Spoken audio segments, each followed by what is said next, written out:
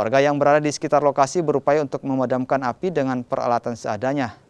Namun kobaran api terus membesar dan membakar satu unit sepeda motor warga yang terparkir di samping mobil yang terbakar. Menurut warga, mobil tersebut baru saja parkir dan langsung terbakar, sementara sopir berhasil menyelamatkan diri.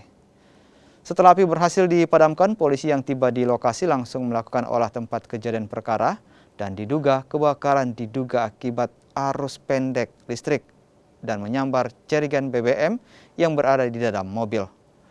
Polisi kini belum bisa memeriksa sopir karena mengalami luka bakar dan harus menjalani perawatan di rumah sakit. Dari bawah pintu sebelah kiri dia terbakar, gitu saja.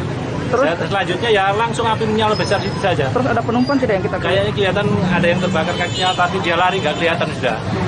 Karena dari sini. Memang ini mobil biasa parkir di sini? Enggak, baru saja. Barusan? Dia baru saja. Baru tiga mas ya? Iya. Itu ada berapa orang di sini? Kayaknya satu saja Pak, ya supirnya saja. Supirnya saya kita lihat keluar ya? Iya, langsung keluar, saya juga nggak tahu, langsung lari saya juga. Ada percikan api dari di atas mobil dan kemudian